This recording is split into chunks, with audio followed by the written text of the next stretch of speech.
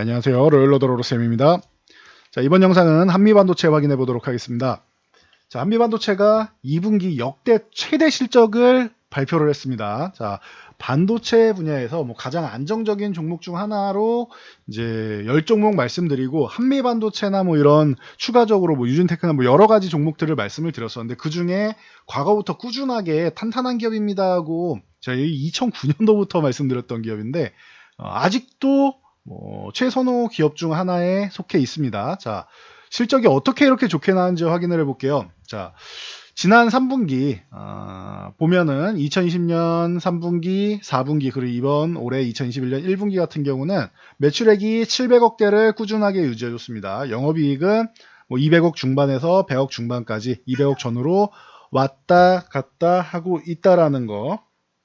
이 부분은 우리가 쉽게 확인할 수 있는데, 자, 그러면 이번 2분기 사상 최대 실적이라고 했는데 얼마냐?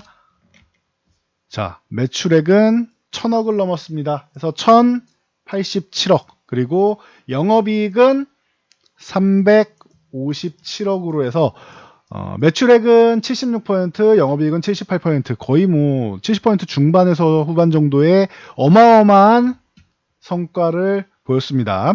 자, 사업 내용을 한번 살펴볼게요. 한미반도체는 뭐 하는 기업인가?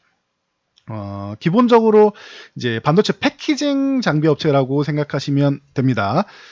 자, 이 패키징 장비 업체는 특히 그 마이크로 쏘는 절단, 그리고 비전 플레이스먼트 같은 경우는 세척이나 건조, 검사, 분류, 적재 같은 쪽을 담당합니다. 이렇게 생긴 장비라고 생각하시면 돼요. 그래서 한미반도체 홈페이지 가시면은 이런 부분은 여러분들이 쉽게 확인하실 수가 있는데 제가 직접 보여드렸습니다.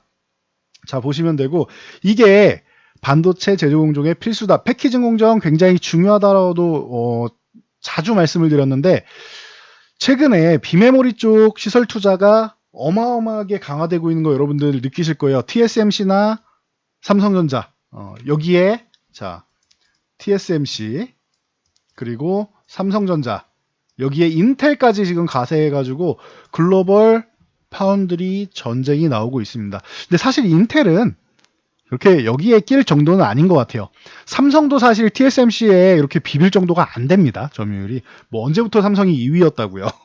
삼성도 이제 막 겨우 2위 올라온 거고, 그 초미세 공정 쪽에서 10나노 이하 쪽으로 해가지고 특히 5나노 공정 쪽으로 해서 초미세 공정 쪽으로 해서 TSMC와 양강 구도를 구축할 수 있기 때문에 지금 삼성이 점유율은 TSMC에 한참 못 미치지만 한 3분의 1밖에 안 되지만 이렇게 지금 기술력으로 한번 뽐내 보겠다라고 하는 건데, 항상 말씀드리지만 거래처를 변경하려면은 수년간 서로 거래를 하면서 여러분들도 회사에서 거래했던 업체들이랑은 호흡이 잘 맞죠. 서로 노하우를 공유하면서 척하면 착 이렇게 알아듣잖아요. 그런데 거래처를 바꾸면 이거를 다 다시 맞춰가야 돼. 노하우 부분부터 시작해서 여러 가지 측면에서. 그래서 삼성은 아직까지는 이제 가격 경쟁으로 나간다라고 말씀드렸는데, 요거는 참고 정도 하시고, 자, 이렇게 대규모 시설 투자를 하면 어떻게 되느냐.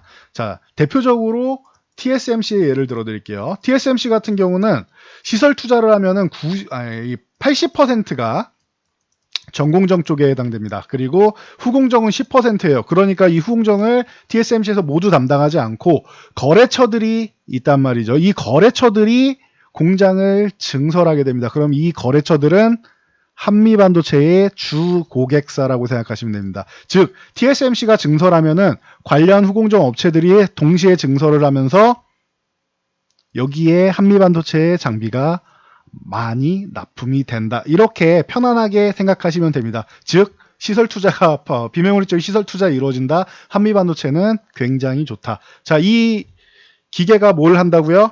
자, 이름은 어려우니까 마이크로소, 비전 플레이스먼트, 이거 이름은 어려우니까 이름은 안 외우셔도 되는데 뭐 하느냐? 절단하는 역할. 절단. 이 마이크로소 같은 경우는 원래 이게 우리나라에서는 기술력이 좀 안 됐습니다. 한미반도체 같은 경우도 일본의 디스코 제품을 기존에는 사용했었는데 이걸 국산화에 성공한 겁니다. 그러다 보니 이 부분에 대해서 당연히 기존에는 일본에서 있는 거를 한미반도체에서 받아오죠. 그리고 나서 적용을 해서 납품을 하면은 이게 한 7, 8개월 이렇게 걸립니다. 근데 자체적으로 이 부분을 국산화에 성공하니까 3, 4개월이면 되는 거예요. 절반으로 줄어들었죠.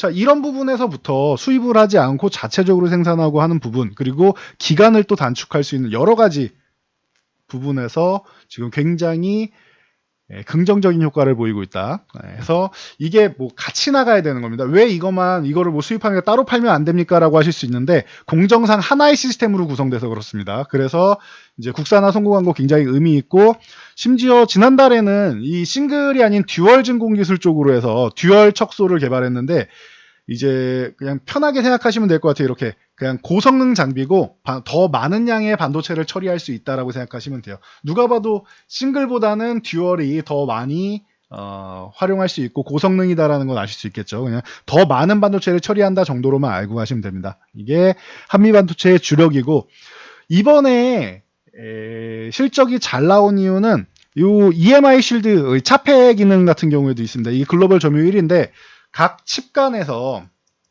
칩들이 이렇게 많잖아요. 요즘에 전자기기에. 그럼 칩들이 있으면은 이 부분에 전자파 간섭을 막아주는 필수 장비, 차폐 장비라고 생각하시면 돼요. 우리 스마트폰 처음 나왔을 때도 계속 차폐 장비 뭐 얘기 많이 나왔었는데 이 개념이라고 생각하시면 됩니다. 5G 스마트폰 더 많이 쓰일 거고, 자동차도 전장화가 되면서 더 많이 쓰이게 됩니다. 여기에 뭐 사물 인터넷이나 여러 가지 4차 산업혁명의 가장 중심이 되는 부품 중 또 하나다라고 생각하시면 됩니다. 그래서 EMI 실드 쪽 굉장히 좋다. 여기에 또 하나, 자, EMI 실드는 이렇게 생겼습니다. 보여드리면은 장비가 이렇게 생겼다. 별로 여러분들이 볼 때는 큰 차이를 못 느끼실 거예요. 요 정도로 생겼습니다. EMI 실드 비전 이제 어태치 이제 2.0 버전인데 이렇게 여러분들이 체크를 하시면 되고, 자, 그리고 본딩 쪽에서도 굉장히 좋은 역할을 보이고 있다라는 거 여러분들이 체크를 하셔야 됩니다. 자, 이 TC 본더 같은 경우 설명을 좀 쉽게 드리면은 이 실리콘 관통 전극 기술을 이용한 열 압착 본딩 장비인데, 이게 TC 본더가 이렇게 생각하시면 돼요. 실리콘 웨이퍼에다가 칩을 여러 층으로 이렇게 적층 이렇게 쌓는데, 요렇게 해서 이제 초고속 메모리 같은 경우 생산할 때 필요하다고 생각하시면 돼요. HBM이라고 들어보셨죠? HBM, 요 초고속 이제 메모리 쪽을 생산할 때 필요한 장비다 생각하시면 됩니다. 본딩 장비다 생각하시면 됩니다. 그래서 이 HBM 같은 경우는 이제 초고가 서버 쪽, 자, 2분기는 서버가 주도했다라고 말씀드렸는데, 초고가 서버용 시장, 그리고 그래픽 시장에 굉장히 빠른 속도로 침투를 하고 있습니다. 지금 HBM 같은 경우는. 그래서 이게 2분기에 서버용 시장이 주도했다? 당연히 한미반도체의 실적에 큰 도움이 됐다 보시면 되고, 자, 방금 제가 말씀드렸는데 그래픽 시장에 침투하고 있다라고 말씀드렸는데, 기존부터 모바일 기기부터 시작해가지고 VR 그리고 AR 쪽으로 이제 활용하는 이제 기술력을 가진 업체들에서 관심을 많이 보이고 사용하는 쪽이 늘어나고 있단 말이에요. 자, VR, AR 하면 요즘 뭐가 생각납니까? 제가 여기에도 적어드렸듯이 썸네일에 있듯이 메타버스 쪽이 생각나야 됩니다. 자, 메타버스 시대에 이 메타버스가 활성화가 된다? 그럼 HBM이 더 많이 사용된다? 그러면은 당연히 TC 본더 같은 경우도 더 많이 필요로 한다. 그러면 한미반도체의 앞날은 어떻습니까? 여러분들이 생각할 때 밝을 수밖에 없죠.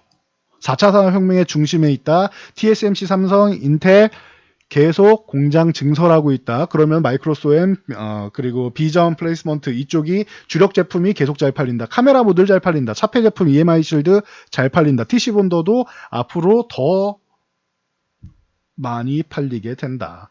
그러면 한미반도체는 지금 많이 올라왔는데 어때요? 아직도 전망이 밝다. 이 메모리 시장이 발전하고 비메모리 시장이 발전하고 어느 쪽이 발전해도 한미반도체는 호황이다라는 거, 이 부분을 여러분들이 생각하신다라고 하면은 굉장히 좋은 종목이다라는 거 다시 한번 느낄 수 있을 겁니다. 그래서 뭐 마이크로소를 이제 듀얼 진공 기술로 개발을 해서 이제 장비 리드 타임, 그러니까 이 장비 생산이나 이런 부분에 대해서도 이제 기간을 좀 단축하는 역할도 하고 여러 가지 측면에서 호재가 많은 기업이다. 그냥 모든 우주의 기운이 몰려오는 쏠리는 기업 중 하나다라고 보시면 될 것 같습니다. 그래서 한미반도체 같은 경우 참고하시고, 자, 기술적으로 봤을 때 최근에 이렇게 4,000원 구간에서 이제 저항을 받고 있는데, 자, 33,000원에서 37,000원 사이, 4,000원 사이 쪽에서 한 차례 돌파 시도한 후에 그리고 나서 휴식을 취했습니다. 4월 하순 이후로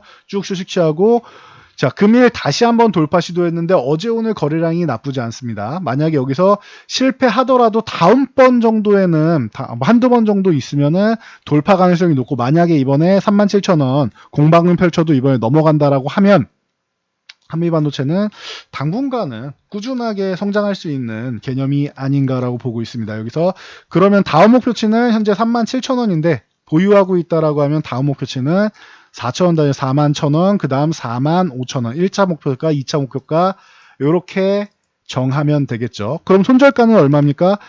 짧게 보시는 분들은 이제 37,000원 요 구간을 유지 못하면은 37,000원에서 이제 36,500원 요 구간 유지 못한다 그러면은 정리했다 돌파하면 재매수 하시면 되고 아니면은 나는 수익이 이미 많이 나 있다 하시는 분들은 33,000원 이탈하지 않으면은 추세는 위쪽 방향으로 유지될 가능성이 높으니 보유하셔서 33,000원 쪽으로 보시면 됩니다. 이거는 수익이 많이 나 있으면은 33,000원 좀 여유 있게 보시고 최근에 매수를 해서 이제 막 수익 보기 시작했다라고 하시면 36,500원, 37,000원 사이 정도를 지지력 테스트 구간으로 보시고 해당 구간에서 유지된다. 그럼 위쪽 방향으로 열려 있다. 중장기적으로는 굉장히 성장성이 좋다라고 보시면 됩니다. 그리고 최근에 4월부터 해서 휴식 구간을 취했기 때문에 5월, 6월 그리고 7월 중순까지 휴식을 취했기 때문에 한 2달 반 정도 쉬었으면은 다시 한번 갈 수도 있지 않겠느냐. 혹은 여기서 만약에 이번에 돌파 못하면은 한 번, 두 번 정도 더 쉬면은 다시 한번 추가 상승이 나올 수도 있는 종목이다라는 거 참고하시면 될 것 같습니다. 비메모리, 메모리 양쪽의 수혜를 받고 미래의 기술인 메타버스 시대에도 이제 침투할 수 있는 기업이다라는 것, 수혜를 받을 수 있는 기업이다. 전체적으로 반도체 분야에서는 좀 만능에 가깝지 않나 싶습니다. 그래서 한미반도체 좀 탄탄한 기업으로 그리고 올해 2분기 실적 사상 최고치 돌파한 것에 힘입어 올해 원래 매출액 같은 경우는 3,500억 정도였어요. 3,495억인 3,500억 정도였는데 3,778억 정도로 예상치를 상향을 했고 영업이익 같은 경우도 970억인데 1,159억으로 상향을 했습니다. 그래서 올해 실적까지 당연히 뒷받침되고 올해는 물론이고 반도체 슈퍼사이클 그리고 차량용 반도체는 올해로 공급 부족이 끝나지 않습니다. 내년 중순 정도는 돼야 된다라는 지금 전망 정도를 여러분들이 생각하신다면 한미반도체 앞으로도 꾸준하게 트레이딩 관점에서 보시면 좋은 종목이 아닐까 싶습니다. 자, 저는 여기까지 말씀드리고 물러가도록 하겠습니다. 자, 영상이 도움되셨다면 좋아요와 댓글 하나씩 남겨주시고요. 영상 잘 참고해서 모두 안전투자하시기 바랍니다.